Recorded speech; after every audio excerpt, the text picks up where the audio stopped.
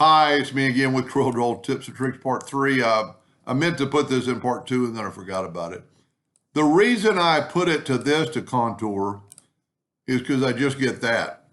If you contour in a color, and a lot of times these are hard to change to no fill, but if we do this just like that with this color, this is what we get. It's going to contour the colors.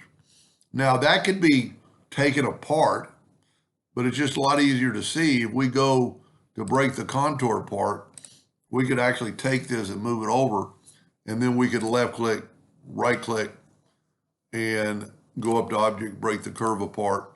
So you don't have to take the color away.